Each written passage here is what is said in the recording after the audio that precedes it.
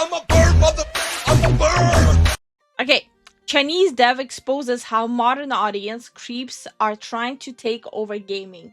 You guys thought it's gonna end this year. They're doubling down. Yep.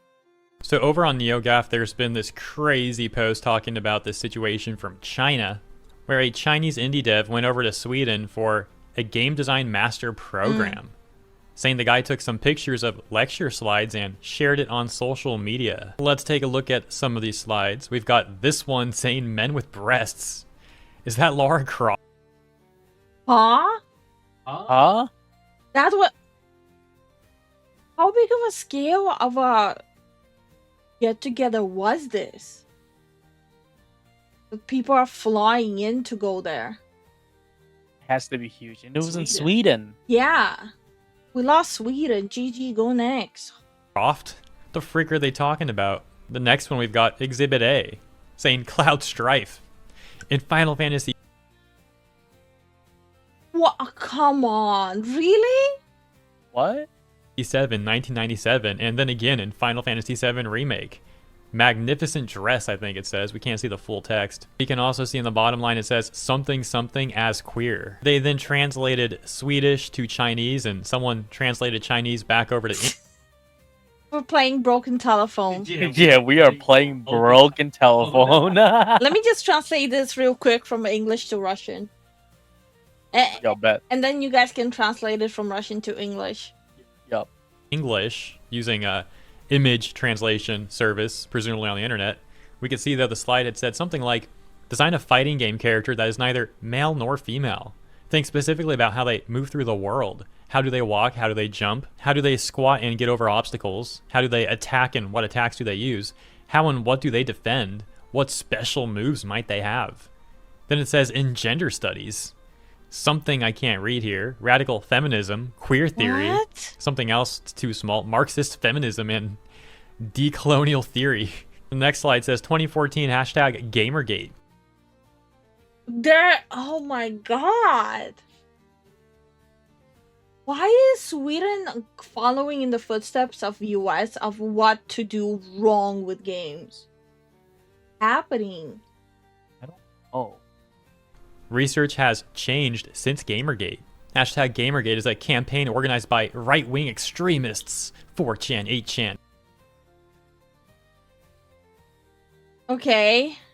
to massive harassment campaigns against women, racial and sexual minorities, and the abstract concept of progress. Gamergate What? reaches mainstream attention. Gamergate sparked a debate about how women and marginalized people are treated in the gaming industry. This can't be real. This is like reminding me of the shit that was happening in US like years ago. Yep. And discussion about survival in the game. This game design master program is like every cliche about some brain-rotted, politically obsessed weirdo combined. These people don't even seem to actually like video games. They're just using it to try and spread their weird rhetoric. The title of this thread, by the way, if you go to Sweden for Game Design Master Program, you'll likely be taught that Cloud Strife is a classic transgender character design. All because out of the entire game of Final Fantasy VII, there's like 5 minutes where Cloud wears a dress to infiltrate this club. Oh hey, he's got to be trans. By the way, what a great way to reinforce gender stereotypes. I always thought that scene was inspired by Mulan. No. Where in the first movie they all had to dress up as women to infiltrate the castle. They love using that picture. That's so dumb. Wait, this rabbit hole is even deeper. So he didn't just fly there to attend that lecture. So what happened was, hey, I want to share something that a Chinese gamer are currently discussing. A Chinese student who loves the gaming industry decided to study abroad in the West. He enrolled in a game design program at a university in Sweden. So he goes there full time to study. Yeah. Recently, he has been expressing his frustration on the Chinese social media, discussing the content of his master's program in game design with other Chinese gamers. He is confused and annoyed by the constant emphasis on the LGBTQ element in the curriculum. For example, one assignment required him to design a fighting game character that is neither male nor female. Even more Absurdly, some classes weren't even about the game design, but instead focused on gender identity. So basically, where you're supposed to study game design, you're studying ideologies. Okay, cool. His professor also made angry comments in class about gamers on X who oppose DEI in games. This left the Chinese students feeling confused and frustrated. One day, he couldn't hold back anymore and made a post on Chinese social media mocking the political correctness and DEI requirements in his coursework. However, his school found out about his post. The program director called him in for a meeting and warned him that his comments could negatively impact the university's reputation, the faculty, and the LGBTQ community. So they're emotionally blackmailing him. They demanded the publicly apologize for his statement on the Chinese social media, or they would consider suspending or even expelling him. Under the pressure of expulsion, he posted an apology on the Chinese social media stating, "My post has negatively affected the university and has caused harm to many in the LGBTQ community. Additionally, the teacher and students in the photos have been subjected to online harassment. I deeply apologize for this and will not post similar content in the future." This incident has sparked outrage and sadness among the Chinese gamers. They now realize that Western games will never return to how they used to be because they were the very foundation of the gaming industry has been corrupted by the ideologies taught and spread in these universities.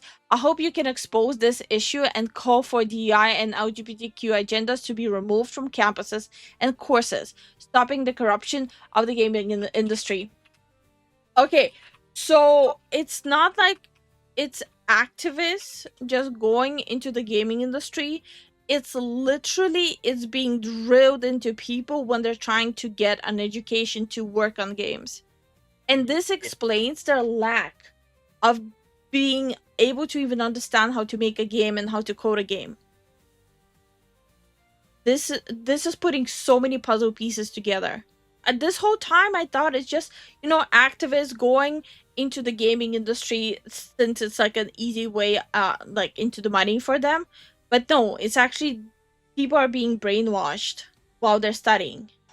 Types. And these people actually talk about making societal progress, but once again, all they really do is reinforce gender norms. And they never see this hypocrisy with their rhetoric because they're too blinded by their own fake moral superiority, acting like they're the most virtuous people out there. And of course, if you disagree with their lame, insane rhetoric, you're just a far-right extremist. On that note about Cloud Strife, you also might find this pretty dang amusing. So there was a Substack article posted on February 1st, 2024 titled, "Prove to Me You're the Man, an analysis of gender and sexuality in Final Fantasy VII. Also known as my long-winded excuse for saying why Cloud Strife is trans.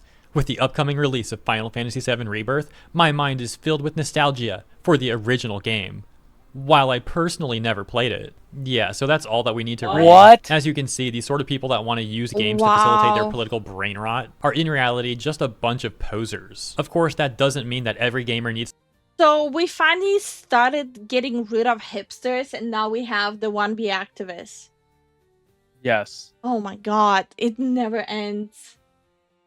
To play Final Fantasy VII. I'm specifically talking about these sort of people within all of the context that we went over. Now returning to the Chinese dev who crashed the Sweden game design master program. Well, it seems like they found out that their panels were leaked, and they're very upset that this stuff got released to the internet. The dev having provided more information over on a Chinese platform that reads, "My post had a negative impact on the school's reputation, and many LGBT students were also psychologically harmed, as well as teachers and classmates in the photos. I'm sorry, but I won't be making any more posts like this in the future. Just now, the director of the academy called me to the office, and then directly projected the post I made in Bar B on the big screen, and then asked Kobe if it was me.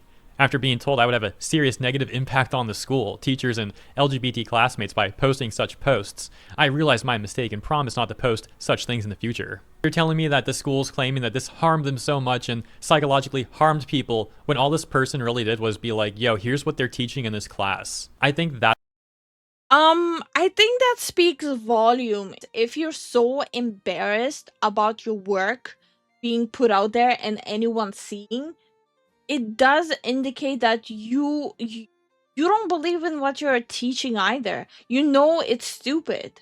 Otherwise, why would you be embarrassed about it?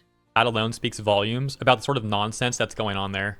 Ultimately, I just thought you guys would find this interesting for very obvious reasons. Let me know what you think about this stuff in the comments. As always, thank you so much for tuning in, and if you enjoyed my coverage, please consider liking and or subscribing to the channel. Appreciate you, and I'll see you in the next one. Good video, but oh my god, this rabbit hole is so deep. Yeah. People are still trying to connect the dots how it's all connected. Mm.